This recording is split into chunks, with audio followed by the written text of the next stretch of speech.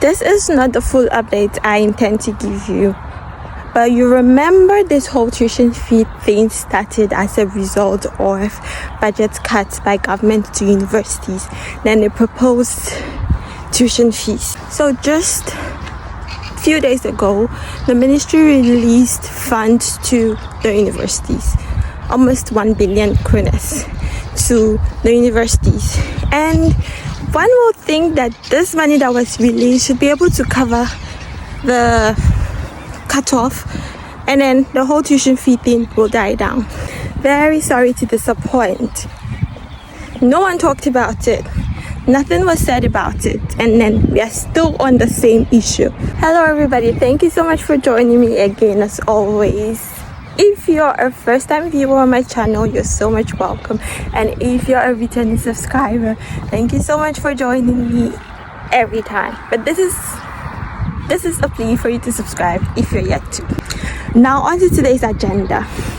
A lot has been going on, but it was not so much of a good news, so I didn't just want to keep on updating you with short piece information and not bringing the real deal. So first, University of Oslo is in the news. The rector said there is a need for scholarship scheme like ASAP. Government will need to do that because now University of Oslo gets about 150 international students every year, and out of the 150 students they get, that's the students from outside the EU and the EEA area. Currently about just 44 people have paid tuition fees, and those 44 people are from the US, Canada, China, just a handful from the developing countries. So since it's just a handful from developing countries, if they would want diversity, they would have to institute scholarship scheme or grants and all that for more people to come. But they as a whole, they're even looking at dissolving some departments, and currently it's about, I've gotten reports on 4 universities that are dissolving some courses.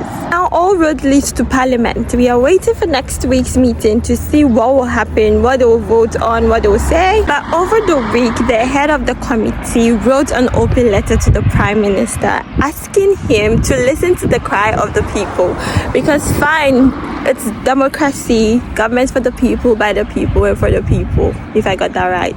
So if they claim they are listening government, everyone is complaining for this to be thrown off, and you still want to pull through. So she wrote an open letter to the Prime Minister. The letter says if they've sent out 93 submissions to different bodies that this affects, and they all came out negative, why should they still want to pull through with this agenda? So that is the issue so far. All we can do now is to just wait for the parliamentary sitting on Tuesday, and that is when the whole committee will come up with their findings, and it will be debated in Parliament. And I feel that is going to just be a turnaround. With that, it will give a clear picture of the whole issue. It will give a clear perspective of everything, and then you know what to decide. You can just keep on keeping me informed on what's going on in the various universities. Let me know if some of you have been able to transfer your school fees, or what your universities are saying already, or what information you've been receiving. That has been so helpful so far. So for Tuesday, I'll do all to let you know what happened in Parliament, what the whole debate was. At this point, that's all I can say for you. And if you've watched up to now, do not forget to subscribe, give this video a thumbs up, and let me know. It was really helpful, and I will see you in my next video, which will be on Tuesday. Bye bye.